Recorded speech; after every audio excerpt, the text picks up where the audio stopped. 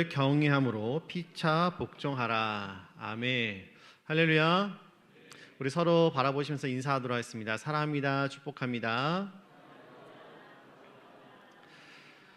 네, 오늘 방송에 대한 좀 어려움이 있긴 하지만 그래도 오늘 우리가 더욱더 말씀 가운데 집중해서 하나님의 은혜를 받는 귀한 저녁 시간 되기를 간절히 소망합니다. 오늘 우리가 살고 있는 시대를 흔히 100세 시대라고 이야기를 하죠. 이전에는 나이가 60세만 되어도 마을 사람들 다 모아놓고 잔치를 했지만 요즘에는 그런 모습들이 사라진 것만 같습니다. 대신 가족 식사 모임 정도로 축소가 된 것 같아요. 환갑 잔치를 하던 시절에는 평균 수명이 그만큼 짧았기 때문에 60세를 넘기시는 분들이 많지 않았습니다. 그래서 이렇게 장수하시는 분들을 축하해 주기 위해서 온 마을 사람들이 다 모여서 잔치를 열었던 것이죠. 하지만 이런 모습들이 요즘에는 찾아보기 어려운 것은 그만큼 평균 수명이 많이들 올라갔기 때문인 것이죠.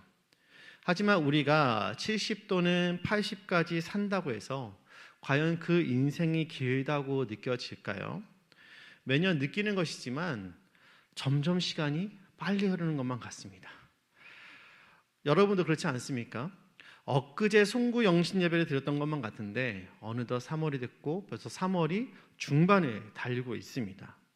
근데 저만 그런 줄 알았는데 제 주변에 많은 분들이 시간이 왜 이렇게 빨리 가는지 모르겠다고 하시는 이야기들을 어렵지 않게 듣게 된다는 것이죠. 인생이 덧없이 빨리 흘러가는 것을 보면서 우리뿐만 아니라 성경의 많은 인물들도 한탄하듯이 말하고 있는 것을 우리가 볼 수가 있습니다. 요셉에 의해서 애굽으로 이주하여 오게 된 야곱은 애굽의 바로왕 앞에서 이렇게 말하죠. 내 나그네 길의 세월이 130년이니이다. 내 나이가 얼마 못되니 우리 조상의 나그네 길의 연조에 미치지 못하나 험악한 세월을 보내었나이다. 아멘. 야곱이 바로 앞에 섰을 때 그의 나이가 130세나 되었습니다. 그런데 그가 자신이 살아왔던 그 인생을 뭐라고 표현하냐면은 나그네 인생이다라고 표현하고 있는 것이죠. 그만큼 자신은 아무것도 아닌 인생이었다라는 것입니다. 또 모세는 무엇이라고 이야기합니까? 우리가 잘 알고 있는 말씀 시편 90편 10절에 보면 이렇게 말합니다. 우리의 연수가 70이요 또 강건하면 80이라도 그 연수의 자랑은 수고와 슬픔뿐이요 신속기간이 우리가 날아가나이다. 아멘. 모세는 120년을 살다가 이 세상에서 떠났습니다. 주님 품 안에 안겼죠. 그가 자신의 삶을 돌아보니 지나온 세월이 마치 궁수의 손을 떠난 그 화살처럼 신속히 지나가 버렸다라고 고백을 하고 있는 것입니다. 사랑하는 성도 여러분, 우리도 그렇지 않습니까? 지나온 시절을 돌아보면은 부모님 밑에서 형제 자매들과 함께 한 상에 둘러앉아 밥을 먹었던 그때, 중고등학교 학창 시절에 친구들과 함께 어울리면서 다니던 바로 그 시절이 마치 엊그제같이 내 기억 속에 생생한데 세월은 벌써 눈 깜짝할 사이에 훌쩍 지나가 버리게 된 것이죠. 인간의 삶은 유한합니다. 달리기 경주를 시작한 선수는 언젠가는 결승선을 밟게 되는 것이죠. 입학식을 막 한 학생도 시간이 지나면 졸업식에 참석을 하게 되는 것이며 취직을 한 20대 청년도 언젠가는 머리가 휘어진 상태로 퇴직을 하게 되는 날이 오게 되는 것입니다. 이처럼 이 세상에서 우리의 삶은 영원하지 않습니다. 인간의 삶은 단 한 사람도 예외 없이 요람에서 갓난아기로 태어나 마지막 누울 무덤을 향해서 달려가는 것이죠. 그렇다면은 이처럼 유한한 삶을 우리는 어떻게 살아야만 할까요? 이것이 바로 오늘 사도 바울이 우리에게 전해주고자 했던 교훈입니다. 에베소 교회는 사도 바울이 3년이나 목회를 했던 교회였습니다. 사도행전 20장에서 바울은 에베소를 떠나면서 하나님의 말씀으로 이 교회의 장로들을 권면하고 있죠. 제가 사도행전 20장 31절과 32절에 이 기록이 있는데 읽어드리도록 하겠습니다. 그러므로 여러분이 일깨어 내가 3년이나 밤낮 쉬지 않고 눈물로 각 사람을 훈계하던 것을 기억하라. 지금 내가 여러분을 주와 및 그 은혜의 말씀에 부탁하노니 그 말씀이 여러분을 능히 든든히 세우사 거룩하게 하심을 입은 모든 자 가운데 기업이 있게 하시리라. 아멘.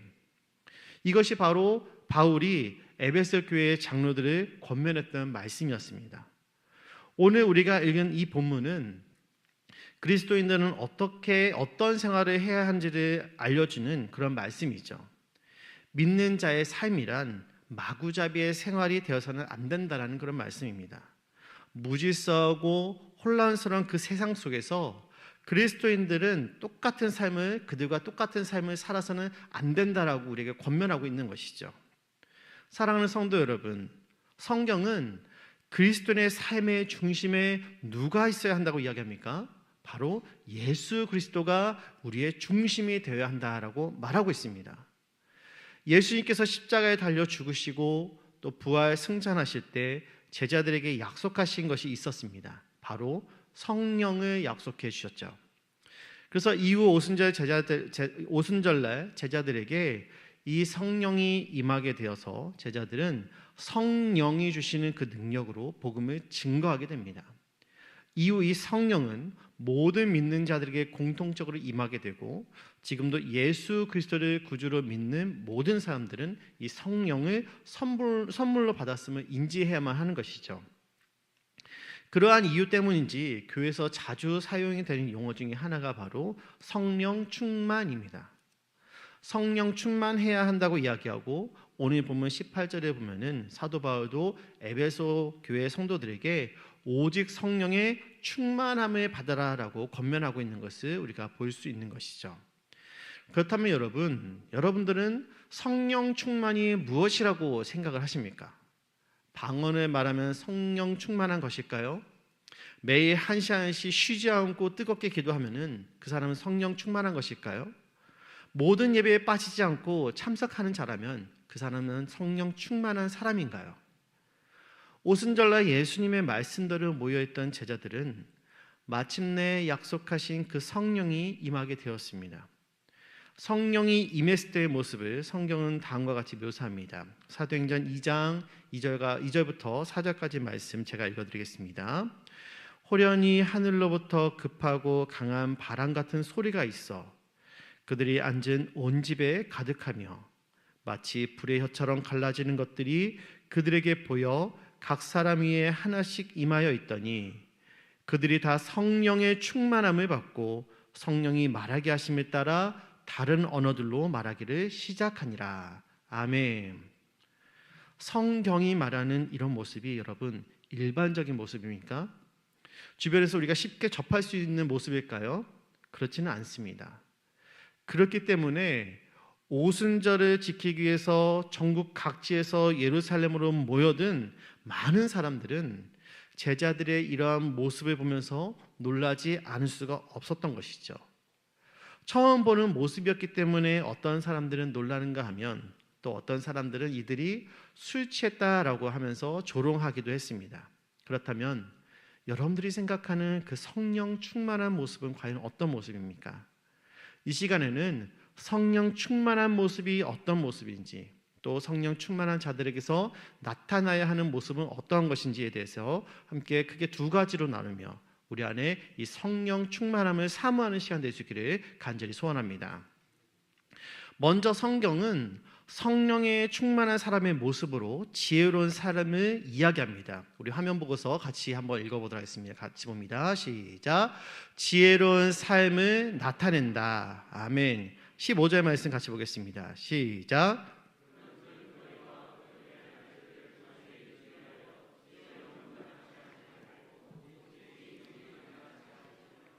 아멘. 여러분, 어떤 사람이 지혜로운 사람일까요?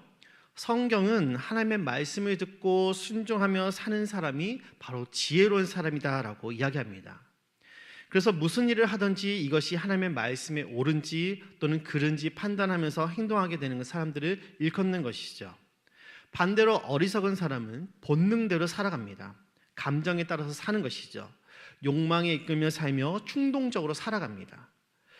가장 대표적으로 다니엘 시대가 그러했습니다. 바벨론에는 포로의 신분으로 있었던 많은 이스라엘 백성들이 있었죠.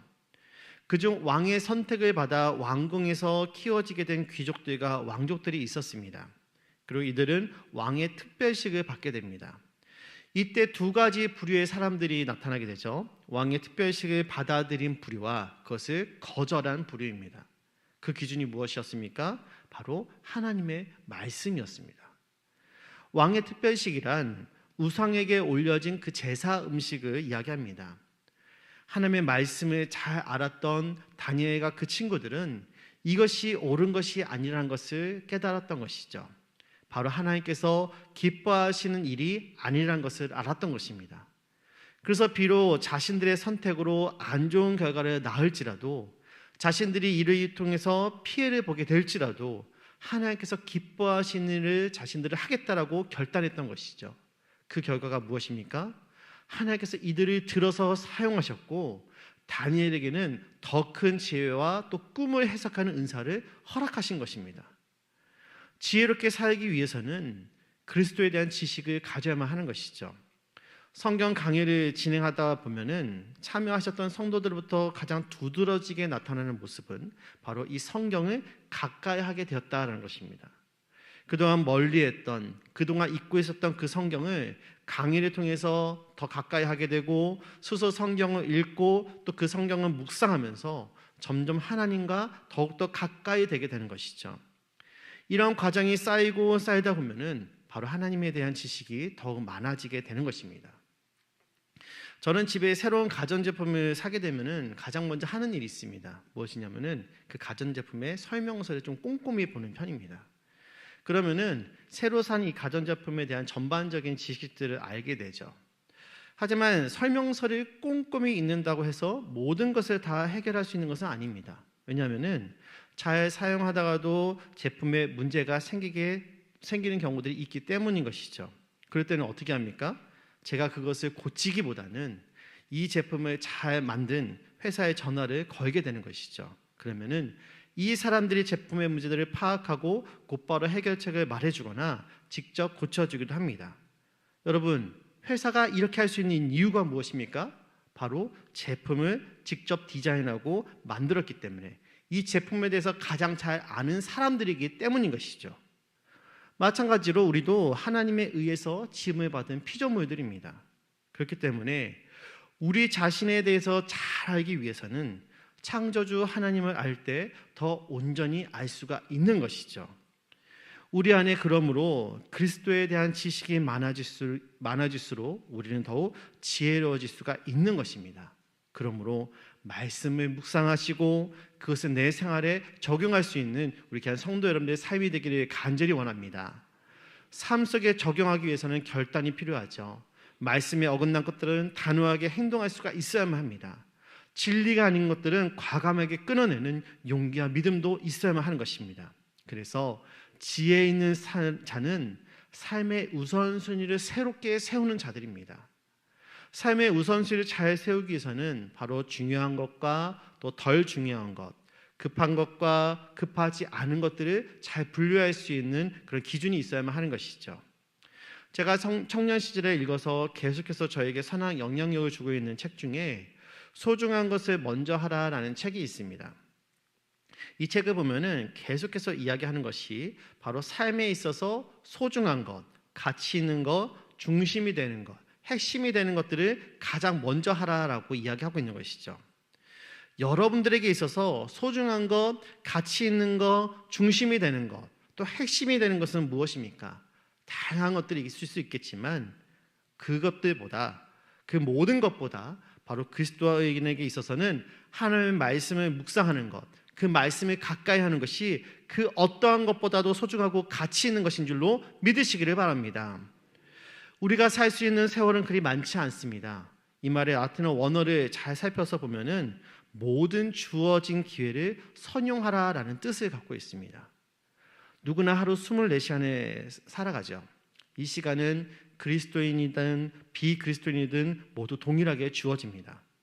계속해서 미루기만 하는 삶의 태도는 하나님께서 우리에게 요구하시는 지혜로운 자의 모습이 아닌 것이죠.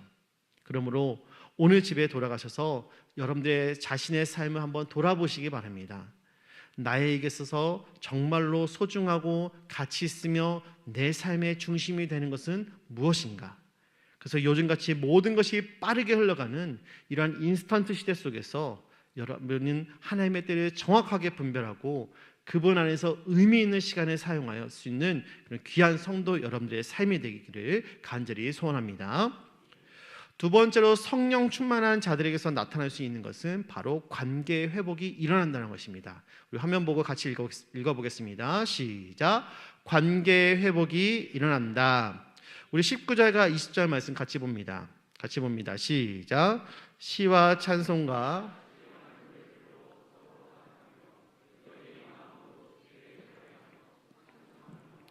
범사에 우리 주 예수 그리스도의 이름으로 항상 아버지 하나님께 감사하며 아멘. 먼저 성령 충만한 사람은 하나님과의 관계가 회복이 됩니다. 그래서 바울이 이야기하는 것처럼 시와 찬송과 신령한 노래를 부르게 되는 것이죠. 입에서 찬양이 떠나지 않는다는 것입니다. 입에서 찬양이 떠나지 않는다는 것은 이미 그 마음속에 주님의 사랑으로 가득 차 있다는 것을 이야기하죠. 그래서 성령 충만한 사람들은 예배에 빠지지 않으려고 노력을 하는 것이고 기도가 넘치게 되는 것이며 삶으로 복음을 증거하고자 하는 그런 마음과 그에 따른 행동이 나타나게 되는 것입니다. 더 나아가서 작은 일에 항상 감사하는 삶을 살게 되는 것이죠. 첫 번째 나눴던 그 삶의 특징이 수직적 관계 회복이라면 지금 나누고 있는 두 번째 삶의 특징은 바로 수평적 관계 회복입니다. 사도 바울은 21절에서 그리스도를 경외함으로 피차 복종하라라고 이야기합니다. 즉 사람과 사람 사이의 관계 가운데 사랑으로 말미암은 그런 자발적인 복종이 이루어지게 된다라는 것이죠. 그래서 성령 충만한 사람들은 믿음의 가정을 세우는 기초석이 되는 것입니다. 오늘 본문 이유를 보면은 서로 존중하는 모습을 발견할 수가 있는데요. 존중이란 상대방을 소중하고 또 가치 있는 존재로 여기는 것을 이야기하죠. 나만 하나님을 사랑하시는 그런 소중한 존재가 아니라 내 양옆에 있는 사람도 바로 하나님께서 사랑하시고 귀하게 여기시는 존재다라는 사실입니다. 이것을 인정하는 것이 바로 존중이라는 것이죠. 그래서 성령의 은혜가 있는 가정에서는 아내가 남편에게 복종을 하고 남편은 아내를 사랑하는 것입니다. 이것이 나의 원으로, 나의 힘으로, 나의 능으로 하는 것이 아니라 성령이 주시는 은혜로 능히 감당할 수가 있게 되는 것이죠. 아내의 이 자발적인 복종은 성도가 주님께 복종하는 것을 이야기합니다. 또한 아내를 향한 남편의 사랑은 예수님이 교회를 위해서 십자가에서 죽으신 것처럼 희생적이며 헌신적인 그런 사랑을 이야기하는 것이죠. 그러므로 행복한 가정의 비결은 풍족한 돈이나 넓은 집, 좋은 차나 안정된 직장에서 찾아서는 안 되는 것입니다. 흔히 지상에서 천국과 제일 비슷한 곳도 지옥과 제일 비슷한 곳도 가정이라는 말이 있습니다. 대부분의 가정은 때에 따라 천국과 지옥을 왔다 갔다 하는 것이죠. 우리 가정이 천국과 같은 가정이 되는 비결은 바로 성령의 지배를 받아서 서로 복종하고 사랑하는 방법밖에는 없는 줄로 믿으시기를 바랍니다. 그러므로 사랑하는 성도 여러분, 무엇보다도 성령의 충만함을 사모하시기를 간절히 원합니다. 성령 충만함의 영향이 가장 잘 묘사가 된 곳이 있다면 아마도 에스겔 37장에 이야기할 수가 있을 것 같습니다. 마른 뼈가 가득한 그 에스겔 골짜기가 있었죠.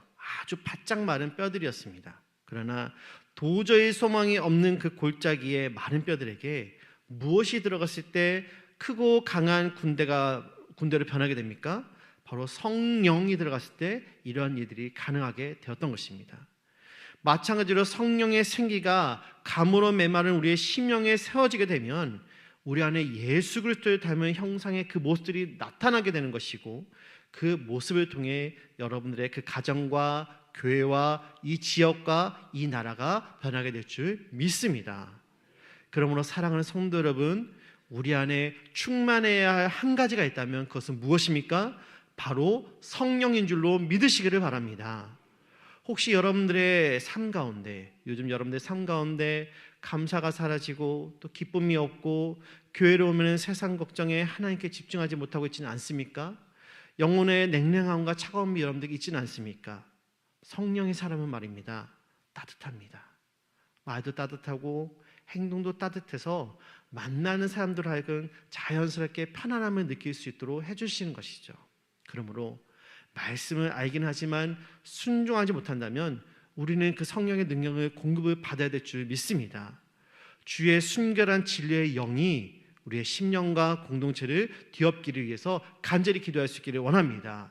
그 은혜가 졸졸졸 흐르는 정도가 아니라 정말 차고 넘치는 그 성령의 기름 부으심이 있기를 또한 간절히 소망합니다. 그래서 여러분들의 영적 생활에 그 샘솟는 기쁨이 날마다 충만할 수 있기를, 그 기쁨이 여러분들의 삶으로 전달될 수 있기를 간절히 소원합니다. 우리 시간 함께 찬